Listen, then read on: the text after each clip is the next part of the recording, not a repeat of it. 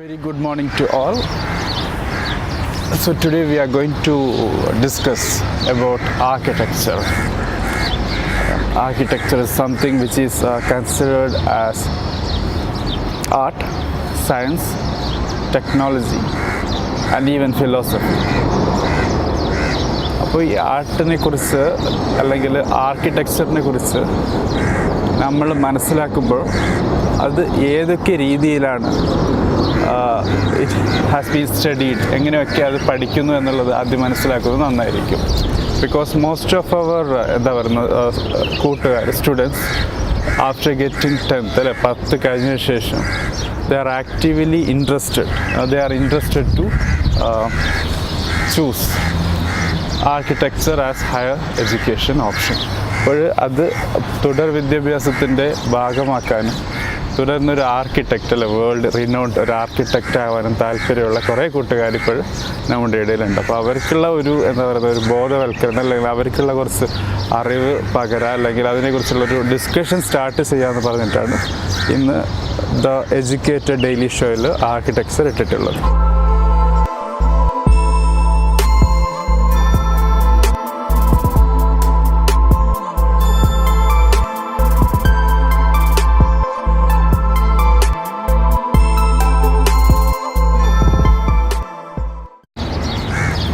So architecture is an art. Art എന്ന് പറഞ്ഞാൽ it's about the beauty.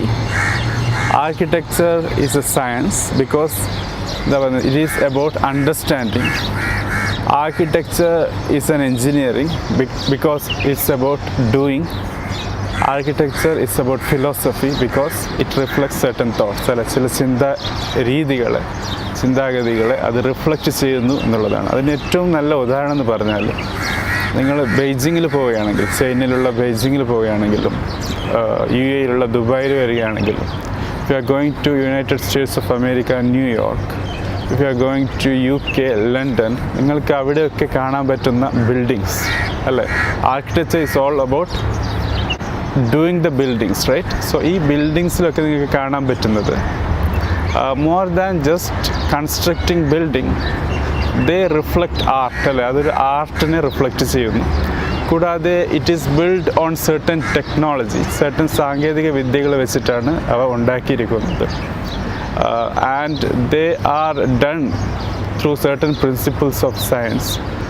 സയൻസിൻ്റെ ശാസ്ത്രത്തിൻ്റെ ചില എന്താ പറയുന്ന രീതികൾ വെച്ചിട്ടാണ് ഉണ്ടാക്കിയിരിക്കുന്നത്. കൂടാതെ ദേ റിഫ്ലക്റ്റ്, അവ കാണിക്കുന്നത് സെർട്ടൻ ഫിലോസഫിയാണ്. ആ രാജ്യം ആ ലൊക്കാലിറ്റിയിൽ നിലനിൽക്കുന്ന ചില എന്താ പറയുക ചിന്താരീതികളെ അത് റിഫ്ലക്റ്റ് ചെയ്യുന്നു എന്നുള്ളതാണ്. So it is A philosophy also. അപ്പോൾ നമുക്ക് ആദ്യം മനസ്സിലാക്കേണ്ടത് how we want to study architecture, whether as a art, whether as a philosophy, whether as a technology or whether as a science or even as a engineering എന്നുള്ളതാണ്.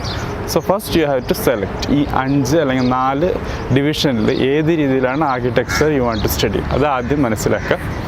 That's the first step. Now coming to the second, എങ്ങനെയാണ് architecture കോഴ്സിന് പോകാൻ പറ്റുക എന്നുള്ളതാണ്. So there are 2 ways of getting admission in institutes or colleges. ഒന്നാമതായുള്ളത് national aptitude test for architecture, council of architecture COA നടത്തുന്ന NATA exam വഴി നിങ്ങൾക്ക് എന്ത് ചെയ്യാം, നിങ്ങൾക്ക് you can qualify yourself for some very good institutes on architecture. അത് ഏതൊക്കെ institute എന്നുള്ളത് we can take in the next session, next ക്ലാസ്സിൽ നമുക്കതിനെക്കുറിച്ച് ഡിസ്കസ് ചെയ്യാം.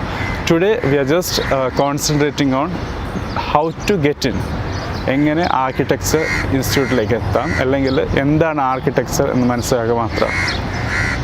ഓക്കെ, സെക്കൻഡ്, ആദ്യം NATA എക്സാം എഴുതാം. അല്ലെങ്കിൽ if you are willing to go for Indian institute of technology IIT പോലുള്ള വളരെ ഇല്ലസ്ട്രേറ്റഡ് ആയ ഇൻസ്റ്റിറ്റ്യൂട്ട്സ്, ഇന്ത്യയിലുള്ള ഇൻസ്റ്റിറ്റ്യൂട്ട്സിലേക്കാണ് താല്പര്യമെങ്കിൽ you have to write joint entrance examination main JEE main paper 2 എഴുതുക എന്നുള്ളതാണ്.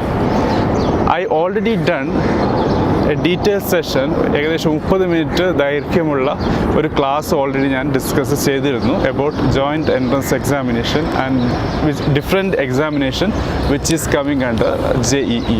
അതിൻ്റെ ഡിസ്ക്രിപ്ഷൻ താഴെയുണ്ട്, അല്ലെങ്കിൽ അതിൻ്റെ ടാഗ് ഞാൻ മുകളിൽ ചെയ്യുന്നു. You can just go through it if you are interested. അപ്പോൾ ഈ 2 എക്സാമിനേഷൻസാണ് ആർക്കിടെക്ചറിനെ കുറിച്ച് ഉള്ളത്. ഇനി പറയാനുള്ളത് എന്താണ് what we are going to study in B.Arch എന്ന് വെച്ചാൽ bachelor of engineering, bachelor of technology. That is for all other engineering programmes. As we already understood, architecture is not just like any other engineering. സാധാരണ engineering പോലുള്ളതല്ല, because it is studied even as a art, science, technology, engineering, philosophy. അപ്പോൾ ഇതിൻ്റെ രീതി പ്രത്യേകമാണ്. So it will be called as B.Arch. അപ്പോൾ ബാക്കിയുള്ള courses 4 വർഷമാണ്. Engineering courses ആണെങ്കിൽ, ബാച്ചിലേഴ്സ് അണ്ടർ ഗ്രാജുവേഷൻ കോഴ്സ് ആണെങ്കിൽ B.Arch is for the 5 years, 5 വർഷത്തേക്കാണ്. ഇതിൽ ആദ്യത്തെ 2 വർഷം will be studying on architectural history, design fundamentals and building technology. അപ്പോൾ ഈ ബേസിക് പൊതുവെ എഞ്ചിനീയറിങ്ങിൻ്റെ ആദ്യത്തെ 2 വർഷം അല്ലെങ്കിൽ ആദ്യത്തെ വർഷം എന്ന് പറയുന്നത് ബേസിക്സ് എന്താ പറയുന്നത്, ഒരു ജനറൽ ആയിട്ടുള്ള ഒരു കൺസെപ്റ്റ് കിട്ടുക എന്നുള്ളതാണ്. So we will study most of the theory and some of the analytical. അപ്പോൾ ഇവിടെയും നടക്കുന്നത് അത് തന്നെയാണ്. We are studying architectural history through history which are the architectural milestones we have came through, and design fundamentals, because ultimately to build a construction അല്ലേ, ഒരു വലിയൊരു construction ഉണ്ടാക്കുക എന്ന് പറഞ്ഞാൽ you have to understand how to design. So design fundamentals and building technology. ഈ building technology എന്നുള്ളത് very interestingly it comes from civil engineering. അപ്പോൾ civil engineering ശരിക്കും ആർക്കിടെക്ചറിൻ്റെ ഒരു ഭാഗമാണ്. So even sometimes it happens like architects are working hand to hand with എന്താ പറയുന്നത് civil എഞ്ചിനീയേഴ്സുമായി വർക്ക് ചെയ്യാറുണ്ട്. Some civil engineers after doing the civil engineering after certain experience അവരെന്ത് ആർക്കിടെക്റ്റായി മാറാറുണ്ട്, ആർക്കിടെക്ട്സ് സിവിൽ എഞ്ചിനീയറായും മാറാറുണ്ട്. So that is about first 2 years in B.Arch. Now the 3rd year, 3ാമത്തെ വർഷം എന്നുള്ളത് they will be solving some architectural problems.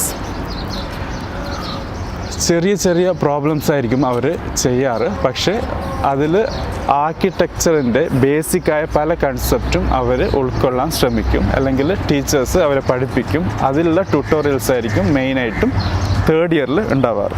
പിന്നെ 4ാമത്തെ വർഷം 4th year എന്ന് പറഞ്ഞാൽ focus on urban and community design. Urban എന്ന് പറഞ്ഞാൽ ഈ ടൗൺ പോലുള്ള സ്ഥലം, ടൗൺ സിറ്റി, അല്ലെങ്കിൽ community design and building design programs that require interactive standard system. എന്ന് വെച്ചാൽ സമൂഹമായി ഇൻട്രാക്ട് ചെയ്യുന്ന രീതിയിലുള്ള സിസ്റ്റംസിനെ എങ്ങനെ ഡിസൈൻ ചെയ്യാം, എങ്ങനെ ഡൈനാമിക്കായ ഒരു സിസ്റ്റം ഉണ്ടാക്കാം. വെറും ഒരു എന്താ പറയുക, ഒരു പാസീവായി ഒരു നാട്ടുപുറത്ത് കാണുന്ന ഒരു തരിശായ സ്ട്രക്ചറിന് പകരം ഒരു ടൗണിൻ്റെ അല്ലെങ്കിൽ സിറ്റിയുടെ ആ ഡൈനാമിക് പേഴ്സണാലിറ്റി എങ്ങനെ റിഫ്ലക്റ്റ് ചെയ്യുന്ന ഒരു ഡിസൈൻ ഉണ്ടാക്കാം എന്നുള്ള രീതിയിലുള്ള ഡിസൈൻ ഉണ്ടാക്കുന്നതിനെ കുറിച്ചുള്ള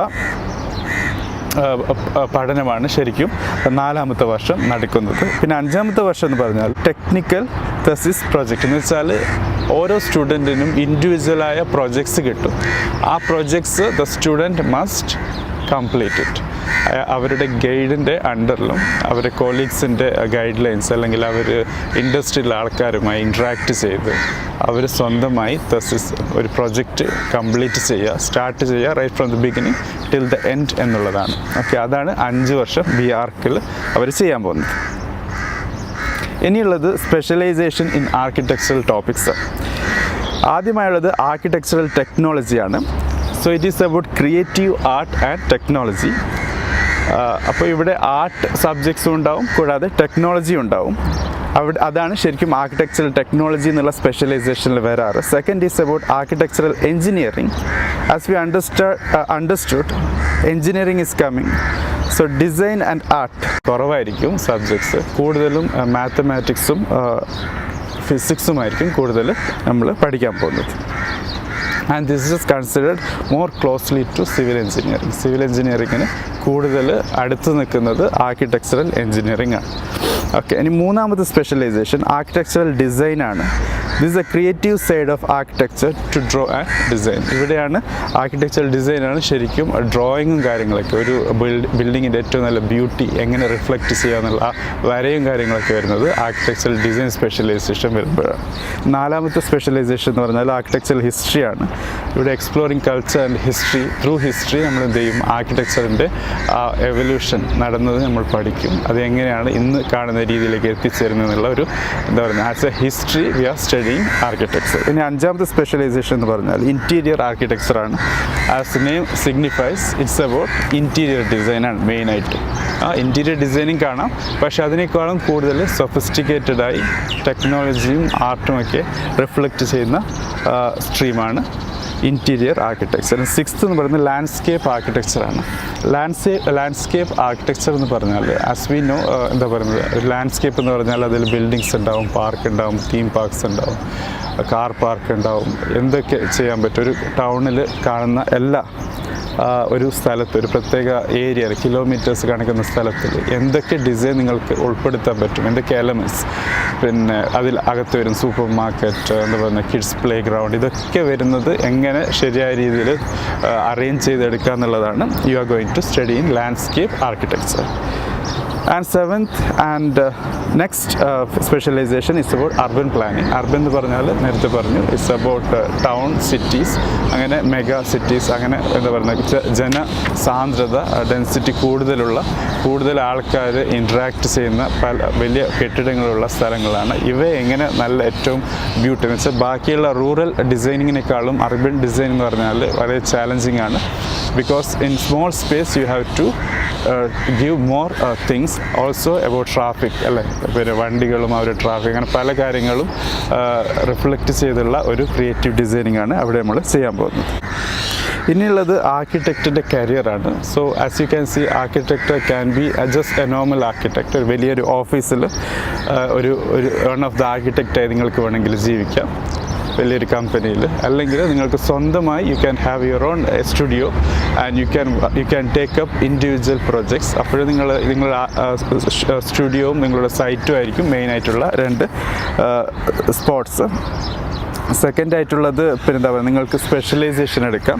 ആ സ്പെഷ്യലൈസേഷൻ്റെ അടിസ്ഥാനത്തിൽ നിങ്ങൾക്ക് you can come in different hierarchy, ഒരു കമ്പനിയിൽ ഡിഫറെൻറ്റ് പൊസിഷനിൽ എത്തിച്ചേരാൻ പറ്റും.